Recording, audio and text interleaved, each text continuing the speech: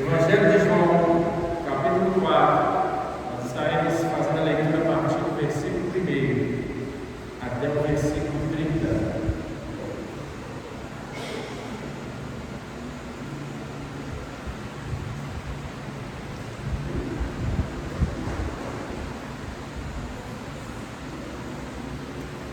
Amém? Todo mundo encontrou?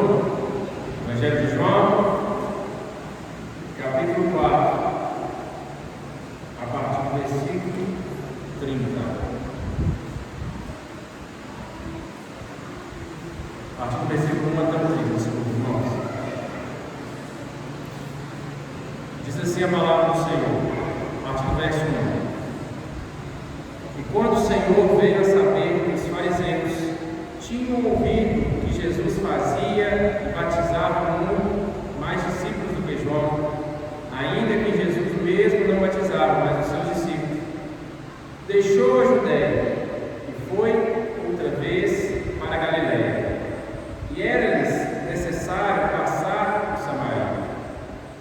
Foi, pois, a uma cidade de Samaria chamada Sicar, junto da herdade que Jacó tinha dado a seu filho José.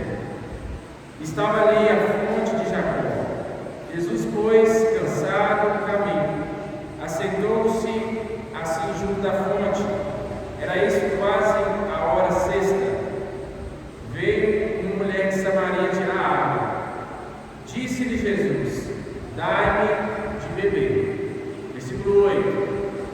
Porque os seus discípulos tinham ido à cidade comprar comida.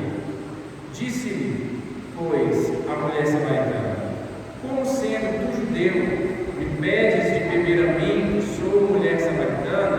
Porque os judeus não se comunicam com os samaritanos? Jesus respondeu e disse-lhe: se tu conheceras o dom de Deus, e quem é o que te diz, dai-me de beber, tu lhe pedirias, e ele te daria água viva. E disse-lhe a mulher: Senhor, tu não tens com que atirar, e o poço é fundo, onde pois tens a água viva? És tu maior que Jacó, nosso pai, que nos deu o poço, bebendo ele próprio dele, e os seus filhos, e o seu gado? Jesus respondeu e disse: qualquer que beber desta água tornará a ter sede, mas aquele que beber da água que lhe der, nunca terá sede, porque a água que lhe der se fará nele uma fonte de água a jorrar para a vida eterna. Disse-lhe a mulher: Senhor, dai-me dessa água, para que não mais tenha sede, e não venha aqui tirar. Disse-lhe Jesus: vai, chama o teu marido e vem cá. A mulher respondeu e disse: não tenho marido. Disse-lhe Jesus: disseste bem, não tenho marido, porque tiveste 5 maridos, e o que agora tens não é teu marido. Isso disseste com verdade. Disse-lhe a mulher: Senhor, vejo que és profeta. Nossos pais adoraram neste monte, e vós dizeis que é em Jerusalém o lugar onde se deve adorar. Disse-lhe Jesus: mulher, crê-me que a hora vem em que nem neste monte, nem em Jerusalém adorareis o Pai. Vós adorais o que não sabeis, nós adoramos o que sabemos, porque a salvação vem dos judeus. Mas a hora vem, e agora é, em que os verdadeiros adoradores adorarão o Pai em espírito e em verdade, porque o Pai procura a tais que assim o adorem. Deus é espírito, importa que os que o adorem em espírito e em verdade. A mulher disse-lhe: eu sei que o Messias, que se chama Cristo, vem. Quando ele vier, nos anunciará tudo.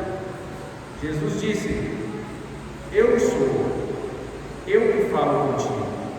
E nisso vieram seus discípulos e maravilharam-se de que estivesse falando com uma mulher. Todavia, nenhum lhe disse: que perguntas ou por que falas com ela? Versículo 28. Deixou, pois, a mulher o seu cântaro e foi à cidade e disse àqueles homens: Vinde e vede, um homem que me disse tudo quanto tenho feito. Porventura não é este o Cristo? Saíram, pois, da cidade e foram ter. Ainda de pé, gostaria que você fechasse seus olhos mais uma vez. Nesse momento, eu te convido a fazer mais uma oração. Nós já adoramos ao Senhor, nós já rendemos graças àquele que é digno de receber toda a honra, toda a glória, todo o louvor. Agora é o momento em que Deus falará ao nosso coração. É o momento em que o Senhor ministrará a sua palavra. Por isso nós precisamos ter o coração preparado pelo Espírito Santo para receber essa semente do Senhor. Senhor, nós agradecemos ao Senhor, meu Pai, por essa noite, por mais um culto de adoração ao Senhor, em que o Senhor nos manteve de pé por mais uma manhã, em que suas misericórdias se renovaram sobre as nossas vidas, e nós estamos aqui nessa noite para adorar o Senhor e também para ouvir a Tua palavra. E nós pedimos que o Senhor venha falar ao nosso coração, segundo a necessidade do nosso coração. De maneira, Deus, que nós não venhamos sair da mesma forma que entramos, mas que possamos sair alimentados, edificados e transformados pela palavra do Senhor. Que toda distração fique lá fora e que a nossa atenção, o nosso foco esteja em apenas ouvir aquilo que o Senhor tem preparado para nós. Que nós pedimos em nome do Senhor Jesus. Amém. Os irmãos podem se assentar, podem ficar à vontade. Queridos, quando nós analisamos Jesus e olhamos para Jesus e o seu ministério, nós podemos aprender várias lições com o exemplo e com o testemunho de Cristo. Jesus foi o maior homem que pisou na terra. Jesus foi o maior profeta que pisou na terra. Jesus também foi o maior evangelista que pisou na terra.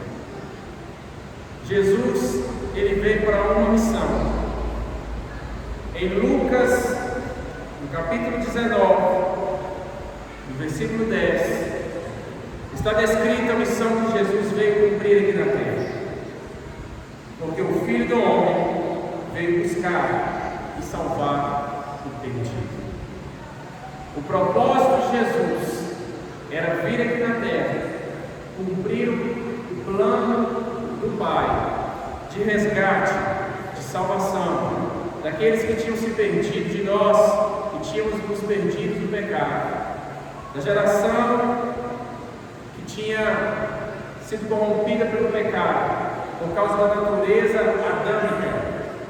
Jesus, ele veio para salvar, para libertar o perdido. E é interessante nós percebermos, quando nós analisamos o ministério de Jesus, nós percebemos que Jesus tinha algo muito particular. Quando Jesus olhava para as pessoas e olhava para os pecadores, Jesus não olhava como um homem enxergava o pecador. Jesus olhava para cada um e via o seu coração. E a cada encontro que Jesus tinha, principalmente nos encontros particulares que Jesus teve com cada um, Jesus sempre direcionava uma palavra de confronto, mas também uma palavra de salvação. É interessante nós percebermos que os grandes ensinamentos teológicos de Jesus, eles não foram ministrados para a multidão. Os grandes ensinamentos teológicos de Jesus, eles foram ministrados a uma pessoa só. Numa conversa, Jesus ali transmitia a mensagem. Nós vamos perceber que João, ele tem cuidado ao relatar esses encontros que Jesus teve com os pecadores. Quando você volta no capítulo 3, você vai ver que João relata o encontro de Jesus com Nicodemos. E é interessante nós percebermos que lá no capítulo 4 que nós lemos, ele já fala do encontro de Jesus com a mulher samaritana. E é interessante percebermos que são pessoas diferentes, com perfis diferentes. Nicodemos era fariseu, era homem da lei, era judeu, que pregava a lei, que obedecia a lei, que tentava cumprir a lei. Já a mulher samaritana era uma mulher que não tinha a mesma cultura que Nicodemos, que não acreditava nas mesmas coisas que Nicodemos, por ser samaritana. Mas mesmo assim, nós vamos perceber que, embora fossem pessoas diferentes, a abordagem de Jesus também ela foi diferente. Jesus não tinha apenas um método para abordar as pessoas e falar da sua palavra. Jesus não tinha apenas uma maneira de pregar o Evangelho. Ele pregava o Evangelho segundo a realidade e a necessidade de cada um. Se depois você tiver a curiosidade, quem já leu, releia, quem não leu, tem a oportunidade de ler o capítulo 3, você vai perceber que a abordagem de Jesus com Nicodemos, que era um homem culto da lei, foi uma. E a abordagem que Jesus teve com a mulher samaritana, que era uma mulher inculta, uma mulher que não seguia os padrões dos judeus, foi outra abordagem. Essa era a marca de Jesus, o mestre, mas também um grande evangelista. E no versículo 1, João relata que quando o Senhor veio a saber que os fariseus tinham ouvido que Jesus fazia e batizava mais discípulos do que João, ainda que Jesus mesmo não batizava mais os seus discípulos, deixou a Judéia e foi outra vez para a Galileia.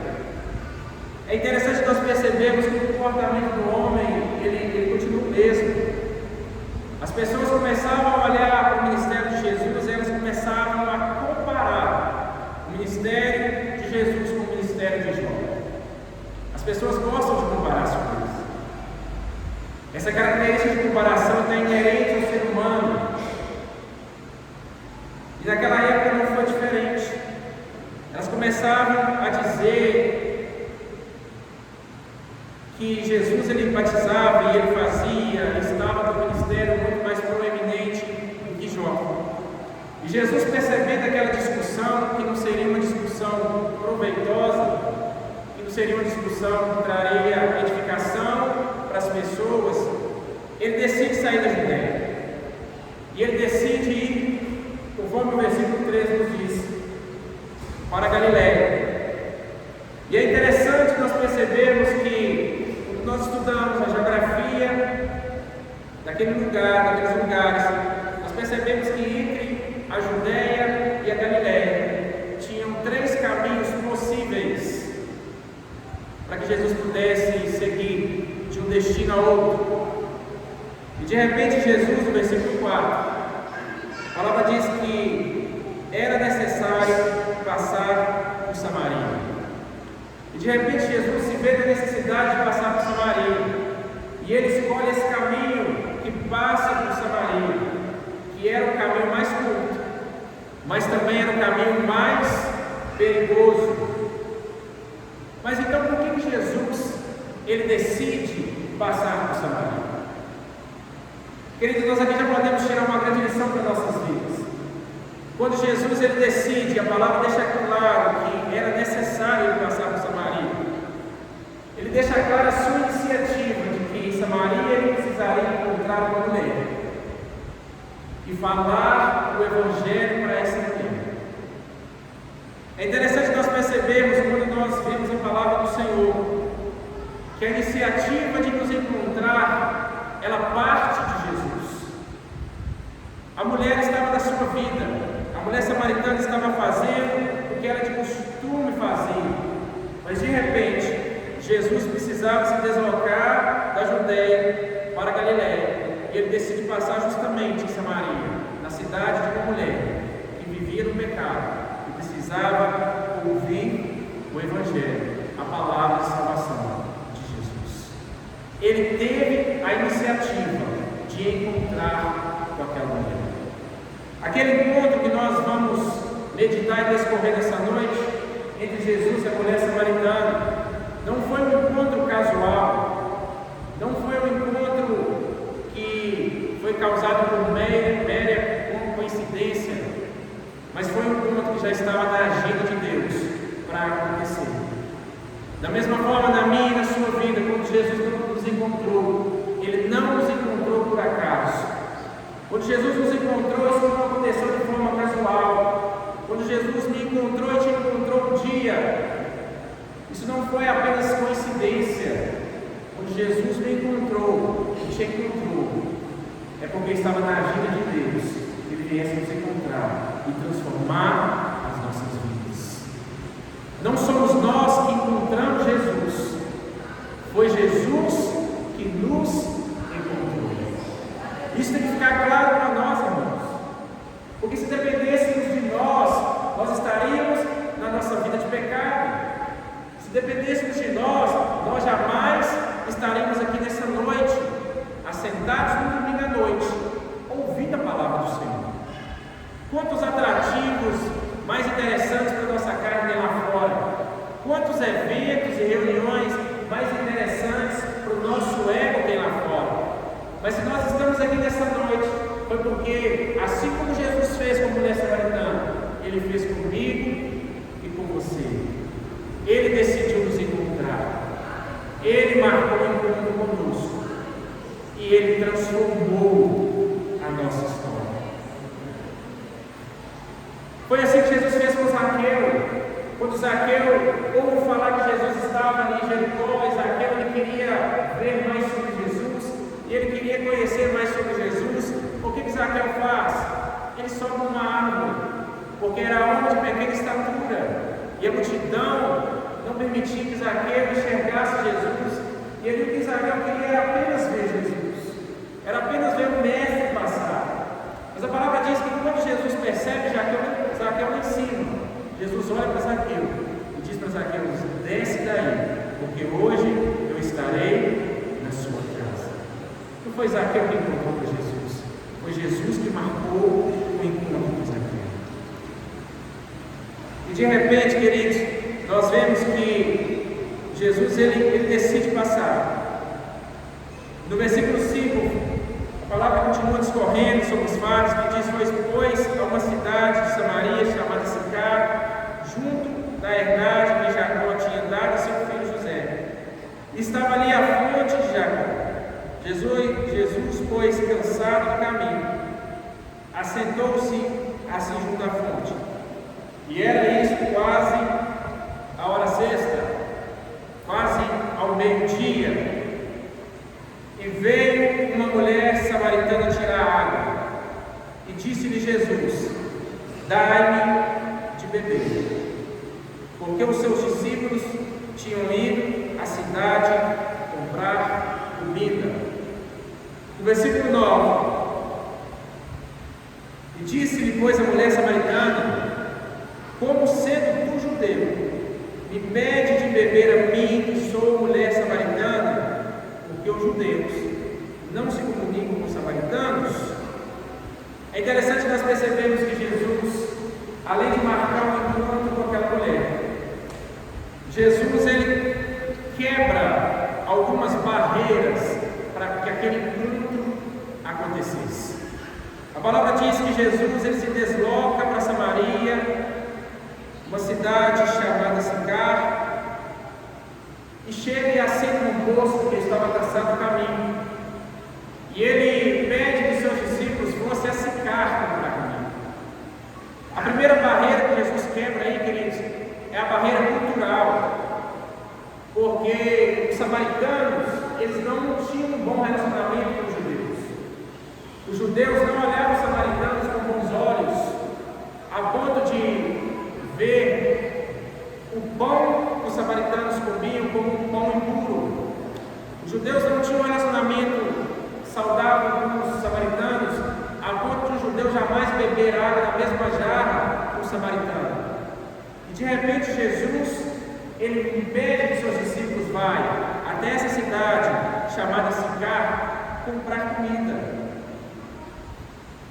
Isso para um judeu, queridos, era inadmissível naquela época. Quando você estuda a história do nome de Sicar, significa a cidade dos embriagados, ou a cidade dos bêbados. E de repente é a essa cidade que Jesus manda os discípulos ir comprar comida.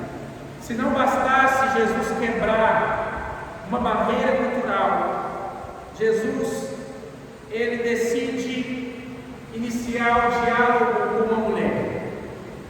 Ele quebra a barreira de gênero, porque naquela época não era permitido que o homem falasse com uma mulher em público. Não era permitido nenhum rabino conversar com a sua própria esposa em público. E de repente Jesus, ele não olha para essa barreira que havia de gênero, e ele decide, naquele momento, quando vê aquela mulher vir tirar água, iniciar um diálogo com ela. No versículo 7, ele disse para aquela mulher: dai-me de beber. E aquela mulher, quando olha para aquele homem judeu, iniciando uma comunicação com ela, que era mulher ainda samaritana, ela estranha aquela cena. É por isso que no versículo 9 ela diz para Jesus: como sendo tu judeu, me pedes de beber a mim, que sou mulher samaritana? Ela estranhou, ela falou: como é que você, sendo judeu, me pede água? Para a gente entender a dimensão da barreira que havia entre os samaritanos e os judeus, nós precisamos voltar alguns anos na história. Eram 700 anos de luta, de briga, de intriga entre as duas raças. Por volta de 726 a.C., Sargão II toma as tribos do Reino do Norte, em que os samaritanos eles faziam parte, escravizam aquele povo. E ele sabia que a força do povo estava na sua cultura, na sua raça e na sua religião. E ao invés de levar todos os povos de Samaria, todos os moradores de Samaria, da sua terra, ele decide trazer povos estrangeiros para viver perto dos samaritanos. Porque o que ele queria? Ele queria uma mistura de raça e uma mistura de crença. E isso aconteceu. Os samaritanos começaram a casar-se com os outros povos pagãos, começou a ter a miscigenação de raça, e começou a ter o que nós chamamos na teologia de sincretismo religioso, misturas de crenças. Passados alguns anos, Nabucodonosor vem e escraviza a tribo do rei do sul, a tribo de Judá, leva para a Babilônia e fica ali por 70 anos. Mas quando esse povo volta do cativeiro babilônico, eles voltam um povo que se manteve fiel à sua raça, porque não se misturou com outras raças, fiéis à palavra, porque continuavam praticando e vivendo a palavra, a teologia. E quando eles voltam, os samaritanos queriam restabelecer a comunhão com eles, mas como os samaritanos já estavam totalmente longe dos princípios de Deus, porque se misturaram com outros povos, os judeus não fizeram aliança, a ponto do samaritano ter que construir um templo na sua terra para adorar o Senhor, porque eles não eram recebidos em Jerusalém. E ali começa essa intriga, onde um não aceitava o outro.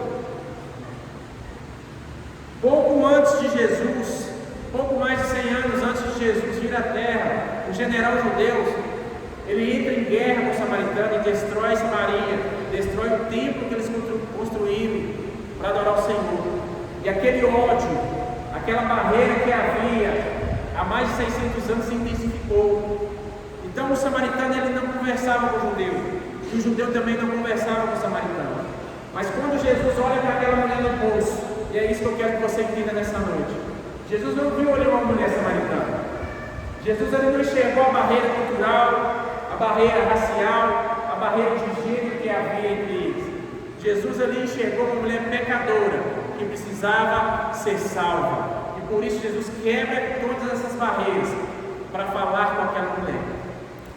E quando aquela mulher ela indaga Jesus sobre aquela situação, Jesus, no versículo 10, ele diz para aquela mulher: Se tu conheceras o dom de Deus, e quem é o que te diz, dai-me de beber, tu lhe pedirias, e ele te daria a água viva. Aquela mulher estava tão presa nas barreiras culturais, raciais, na barreira moral, porque Jesus, ele, sendo santo, decidiu conversar com uma pecadora. Então, moralmente, aquilo não era bem visto. E diante daquilo, ela estava tão presa que ela não se deu conta de que o que Jesus queria era tratar de uma necessidade no coração daquela mulher. Se tu conheceras o dom de Deus, e quem é o que te diz, dai-me de beber, tu lhe pedirias, e ele daria água da vida. E aquela mulher, não entendendo ainda a palavra de Jesus, onde Jesus queria chegar, ela disse: Senhor, tu não tens com que tirar, e o poço é fundo, onde, pois, tens água viva?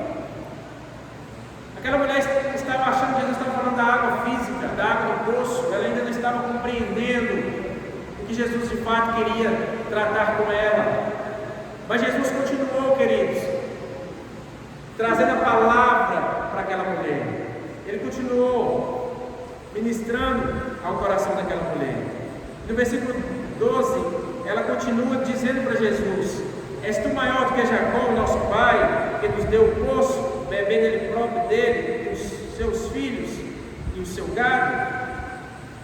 Aí no versículo 3 Jesus responde: Qualquer que beber desta água tornará a ter sede, mas aquele que beber da água que eu lhe der nunca terá sede, porque a água que eu lhe der se fará nele uma fonte de água a jorrar para a vida eterna.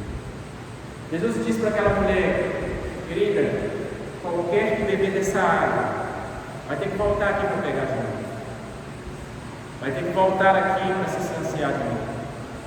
Mas aquele que beber da água que eu lhe der nunca mais terá sede, porque a água que eu lhe desse se lhe fará nele uma fonte de água a jorrar para a vida eterna. Jesus apresenta para aquela mulher algo que aquela mulher não tinha percebido. A maior necessidade daquela mulher naquele momento, querido, não era saciar a sua sede física. A maior necessidade daquela mulher naquele momento era saciar a sua sede espiritual. Jesus, quando nos encontra, ele vai ao nosso encontro e ele apresenta para nós a necessidade da nossa alma. E o único que pode satisfazer a necessidade da nossa alma é Jesus. O que nós podemos aprender com essa palavra de Jesus para aquela mulher, que podemos trazer para nossas vidas nos dias de hoje, é que nenhum prazer na terra, nenhuma conquista humana, nenhuma satisfação pessoal vai conseguir satisfazer plenamente a nossa alma, vai conseguir satisfazer as nossas necessidades espirituais. O único capaz de satisfazer a nossa alma, capaz de matar a nossa sede espiritual, chama-se Jesus Cristo. Jesus Cristo. Porque aquele que bebe da água que Jesus dá nunca mais terá sede. Pelo contrário, de dentro do seu interior fluirão rios de águas vivas. Nascerá uma fonte de águas eternas para a eternidade. E quando Jesus fala aquilo com aquela mulher começou a perceber que a conversa de Jesus era diferente. Eu quero que você preste atenção, nós já vamos chegar na parte mais importante do diálogo que Jesus teve com ela. Mas nessa altura da conversa de Jesus com a mulher samaritana, aquela mulher começa a perceber que aquele homem era diferente de qualquer homem que ela tinha visto na terra. Que aquele homem falava de uma forma diferente do que qualquer homem que ela conhecia. Que a intenção daquele homem era diferente do que ela imaginava no início da conversa. E ela começa a abrir o seu coração. Jesus, quando ele começa o seu diálogo, querido, Jesus, ele não começa um diálogo discriminando aquela mulher. Jesus não começa um diálogo trazendo a condenação para aquela mulher. Jesus não começa um diálogo culpando aquela mulher por causa dos seus pecados. Jesus começa a trazer um diálogo de conexão com aquela mulher, porque o coração daquela mulher precisaria se abrir para receber a palavra do Senhor. Quantas pessoas, muitas vezes sem sabedoria, vai falar da palavra e já entra batendo, e já entra criticando, e ao invés de abrir a porta do coração das pessoas, está fechando a porta do coração das pessoas. Jesus, como sabe o que era, ele começa a estabelecer um diálogo, de maneira que aquela mulher pudesse, à medida que ele fosse falando, abrir o seu coração. E depois que Jesus fala sobre a fonte de águas vivas que iria jorrar do coração daquele que bebesse da sua água, aquela mulher diz: Senhor, versículo 15, disse a mulher: Senhor, dai-me dessa água, para que não mais tenha sede, e não venha aqui tirar. Disse Jesus, no versículo 16: vai e chama o teu marido, vem cá. No versículo 15, aquela mulher ainda estava achando que Jesus iria tirar do poço uma água que ela iria beber, física, e que ela jamais sentiria sede física. Naquele momento, Jesus, ele decide fazer uma coisa que ele faz comigo e com você, e Jesus faz muito bem. Ele decide confrontar o pecado. Ele decide tocar onde precisaria ser tocado, para que de fato aquela mulher entendesse o que ela precisaria viver na vida dela. Ele vai e diz: chama o teu marido e vem cá. No versículo 17, a mulher responde, ainda sem entender onde essa conversa ia chegar. Ela diz: não tenho marido. E disse-lhe Jesus: disseste bem, não tenho marido, porque tiveste 5 maridos, o que agora tens não é teu marido. Isto disseste com verdade. Jesus parte agora para o confronto. Ele toca na ferida daquela mulher.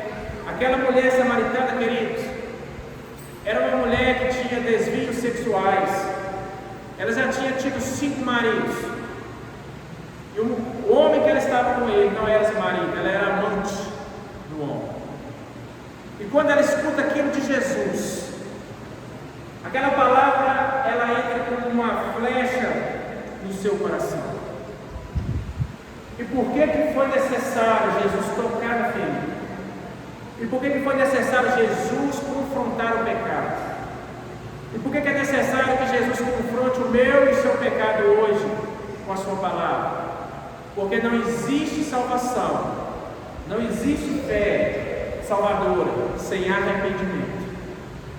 Para que nós tenhamos a condição de termos a fé genuína que vai operar a salvação de Cristo no nosso coração, nós precisamos entender que nós somos pecadores e nos arrepender dos nossos pecados. Uma teologia que prega fé sem arrependimento é uma teologia que não tem amparo nas Escrituras, porque não existe a fé salvadora sem que primeiro haja o arrependimento dos nossos pecados. É por isso que Jesus ele confronta aquela mulher. Aquela mulher precisava enxergar o cenário dela espiritualmente. Ela precisava entender em que condição espiritual ela estava vivendo. Porque uma pessoa que se sente saudável, uma pessoa que acha que está com a saúde 100%, ela jamais vai procurar um médico. Ela jamais vai procurar um tratamento. Vai ao médico é quem está se sentindo doente. Vai ao médico buscar um tratamento é quem enxerga uma doença em si. Da mesma forma é a salvação. A pessoa só vai a Cristo e se entrega a Cristo quando ela entende, quando seus olhos espirituais são abertos e ela entende como sendo uma pessoa pecadora que carece da intervenção de Jesus na sua vida. E até esse momento, até Jesus confrontar o pecado daquela mulher, ela não se enxergava como pecadora. Talvez ela sabia sim que a sua vida não era exemplo das outras pessoas, porque naquela época, uma mulher que tinha o histórico dela não era bem recebida na sociedade. Naquela época, uma mulher que tinha o histórico dela não podia conviver normalmente com as outras pessoas. Prova disso é que essa mulher decidiu buscar água ao meio-dia, e era um horário que ninguém buscava água. Ninguém buscava água ao meio-dia, porque o sol era muito quente, ou era de manhã, ou era tarde. E por que aquela mulher decidiu ir nesse horário?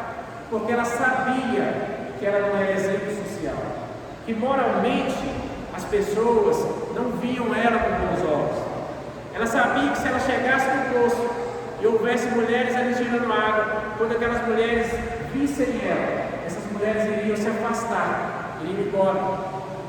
E talvez por tanto apanhar, por tanto levar críticas, aquela mulher decidia ir num horário que não tinha ninguém, talvez para ela ter um pouco de paz para tirar sua água.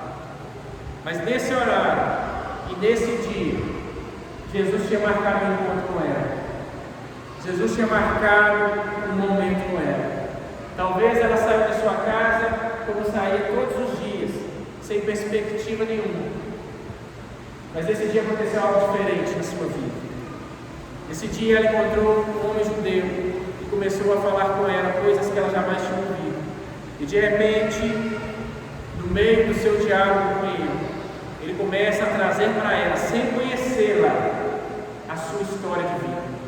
Ele começa a revelar para ela aquilo que ela estava vivendo no seu coração. Ele começa a confrontar o seu pecado. O confronto do pecado, queridos, no primeiro momento ele dói, ele machuca, ele causa uma insegurança, um desconforto. Mas o confronto do nosso pecado ele é necessário para que aquele pecado seja tratado, para que haja um verdadeiro arrependimento, para que nós consigamos enxergar a situação como de fato ela é, com os olhos de Deus.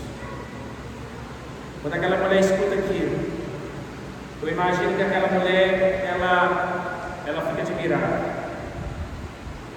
a ponto de, no versículo 19, ela fala para ele: Senhor, vejo que és profeta. Nossos pais adoraram neste monte, e vós dizeis que é em Jerusalém o lugar onde se deve adorar.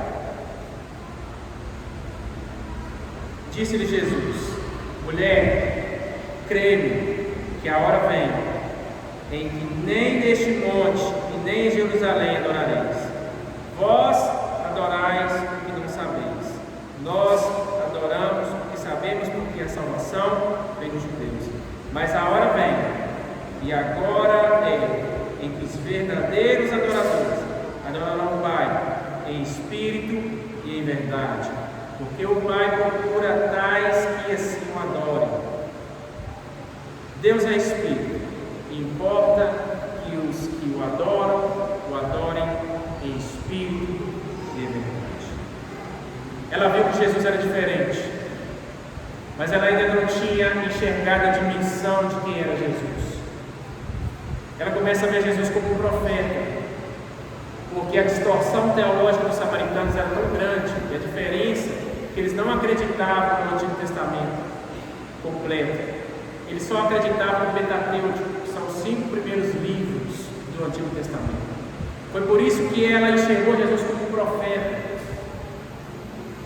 Mas Jesus continuou dizendo para ela, porque ela estava preocupada com a geografia do lugar que deveria adorar a Deus: o meu povo fala que é aqui nesse monte, vocês dizem que é em Jerusalém, onde que nós devemos adorar?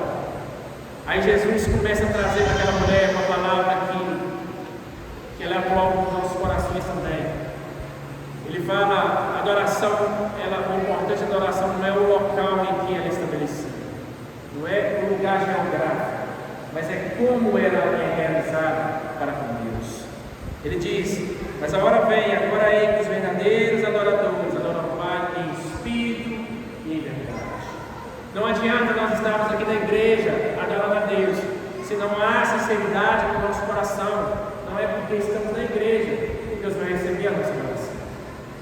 Da mesma forma que às vezes você pode estar lá no seu quarto, na sua casa, no seu trabalho, mas se você estabelece uma adoração ao Senhor com sinceridade de coração, com entrega do seu coração, Ele recebe a sua adoração.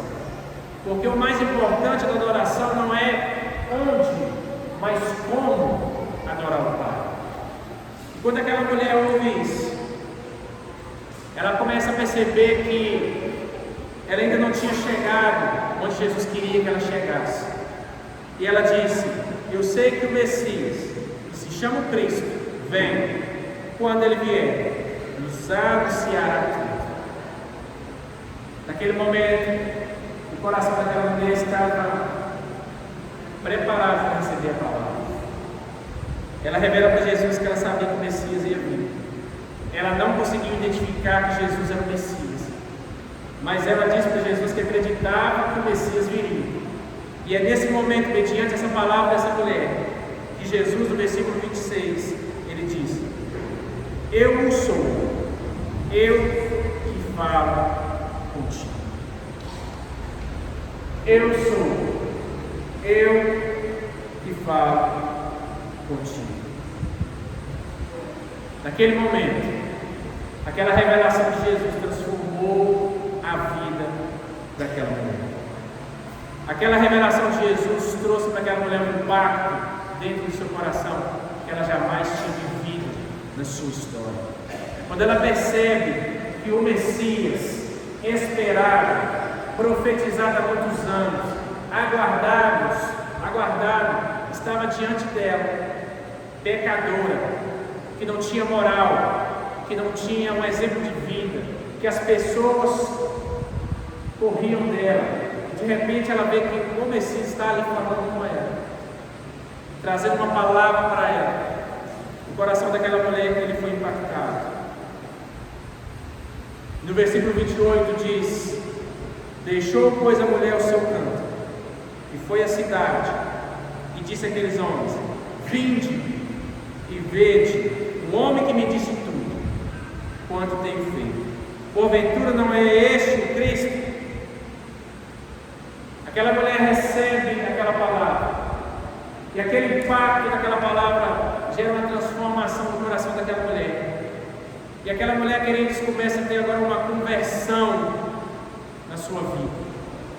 Conversão não vem no sentido de convergir, ela estava indo na direção do pecado, de uma vida longe de Deus, e de repente ela recebe a palavra de Jesus, e ela decide mudar de rota, ela decide acatar a palavra. Aquela palavra abre os olhos espirituais dela, e ela volta para a cidade, e ela começa a anunciar Jesus, e ela começa a falar para as pessoas da experiência que ela teve com Jesus. Ele falou tudo que eu tenho feito. Eu encontrei um homem que me falou sobre o meu pecado. Eu encontrei um homem que enxergou o meu coração e falou tudo que eu tenho feito. Não seria porventura esse o Cristo? De uma mulher pecadora, de uma mulher que tinha desvios sexuais muito sérios na sua vida. Aquela mulher, mediante a palavra com Jesus, ela se torna uma mulher missionária. Ela começa a pregar a palavra através do seu testemunho. Ela começa a fazer um convite às outras pessoas a irem a Jesus a partir da sua experiência pessoal. O Senhor também nos convida, queridos, nesses dias, a falarmos de Jesus para pessoas que não tiveram ainda um encontro com Jesus a partir da nossa experiência pessoal. Eu tenho certeza que se você olhar para a sua vida, você vai ver quantos momentos o Senhor esteve ao seu lado, transformando a sua vida, mudando o seu coração, não só naquele primeiro encontro onde você se converteu, mas também durante a caminhada, os momentos de dificuldade, de luta, onde você achou que estava só, mas Jesus estava ali do seu lado, falando a sua palavra. E quando aquela mulher, ela fala sobre Jesus, no versículo 30, a palavra diz que saíram, pois, da cidade e foram ter com ele. As pessoas agora começam a escutar uma mulher adúltera, que tinha uma história complicada, falar de um homem que havia impactado ela com uma palavra. Eu acho interessante que as pessoas, talvez, no primeiro momento, poderiam olhar para ela e não dar crédito. Poderiam olhar para aquela mulher e falar assim: que louca essa mulher é doida, que moral essa mulher tem para falar. Eu não vou nem ideia dessa mulher, não, eu não vou seguir isso, não. Mas eu creio que o semblante daquela mulher estava diferente. Nos olhos daquela mulher havia um brilho diferente que jamais as pessoas tinham visto na vida dela. E quando ela começou a falar de Jesus, ela falou com tanta convicção e com tanta verdade, que as pessoas se convenceram de que deveriam pelo menos ir lá, para conhecer quem era esse homem, para ver se de fato ele era o Cristo. E se você perceber lá no versículo 39, abra comigo aí no capítulo 4, versículo 39.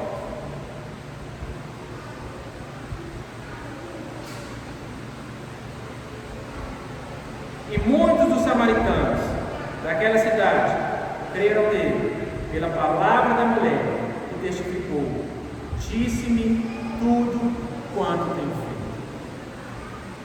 Aquela mulher começou a pregar pela sua experiência, começou a levar outras pessoas a crerem em Jesus a partir da sua experiência. Nós percebemos que aquela mulher, ela teve uma mudança de vida.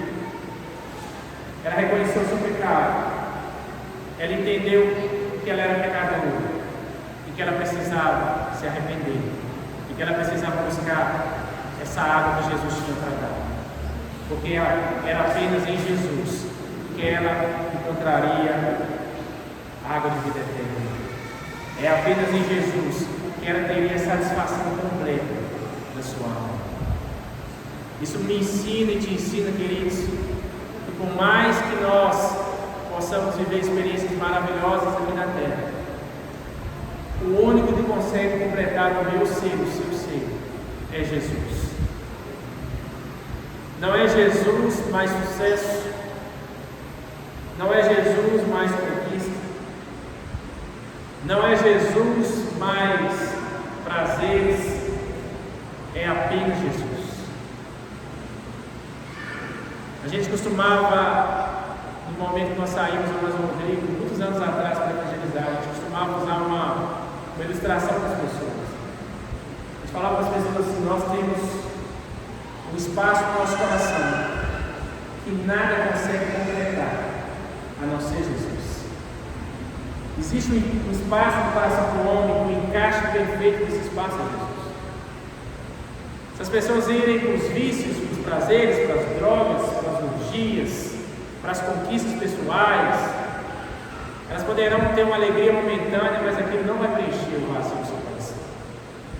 É por isso que nós encontramos Nicodemos no capítulo 3, sendo o homem da lei, que era referência de santidade no seu povo, tendo um espaço no seu coração que ele jamais havia sido preenchido, e ele decide ir na calada da noite e ter com Jesus, porque ele entendeu que era só Jesus que poderia trazer respostas para os anseios da sua alma. E essa verdade ela não mudou, queridos. É só Jesus que é capaz de trazer respostas para os anseios da nossa alma. Ele veio para nos salvar, para salvar o perdido, para salvar o pecador.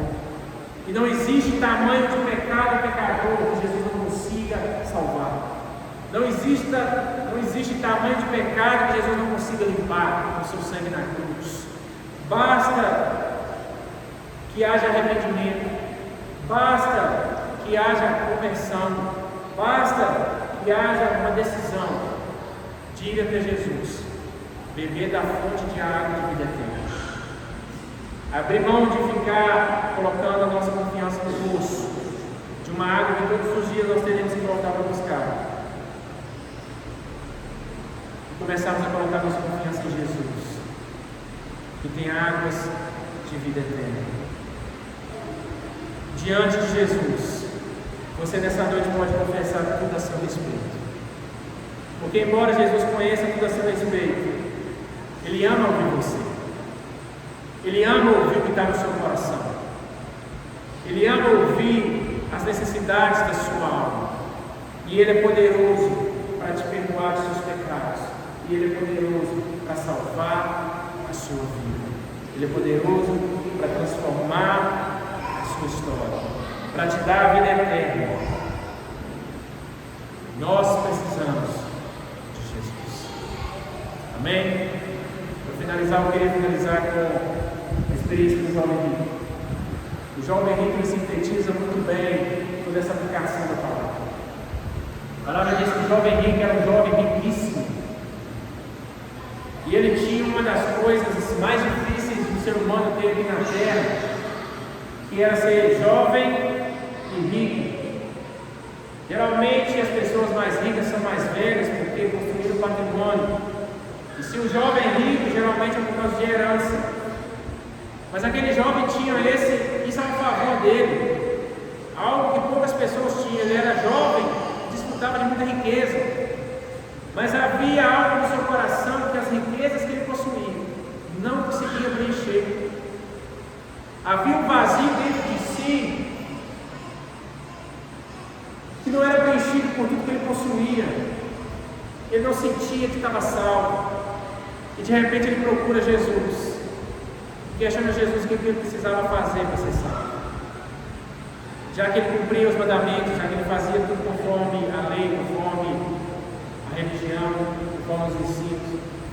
Mas quando Jesus olha para aquele coração, Jesus percebe que no coração daquele jovem, os seus bens, a sua riqueza, as suas posses, é que estavam no controle do seu coração. E Jesus diz para ele, da mesma forma que ele disse para a mulher samaritana, ele confronta o pecado do jovem rico. O pecado era o quê? Colocar as riquezas acima de Deus. E diz, vai e vende tudo que tens, vem e serve. Mas a palavra diz que, diferente da mulher samaritana, que se arrependeu do seu pecado, aquele jovem rico, ele não se arrepende. Ele deixa de seguir Jesus porque ele amava tantas riquezas, que ele não estava disposto a abrir mão das riquezas para servir Jesus. Isso nos ensina, queridos, que você pode ter tudo nessa terra, mas se você não tiver Jesus, o vazio dentro do seu coração vai continuar sem ser preenchido. Você não terá satisfação plena da sua alma. Você apenas desfrutará de prazeres momentâneos. E todos os dias você vai ter que ir ao poço pegar água. Todos os dias você vai ter que buscar mais prazer e mais prazer, para tentar satisfazer o vazio dentro do seu coração. Mas você não conseguirá. Porque só Jesus é que completa a nossa alma, é que transforma as nossas vidas. Amém? Ainda sentados mesmo, você gostaria que você fechasse seus olhos.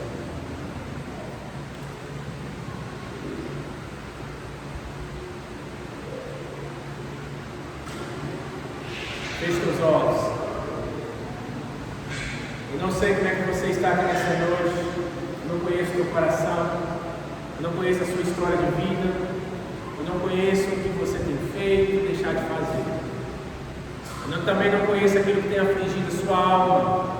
Mas Jesus conhece. Ele conhece a sua vida. Ele conhece o seu coração.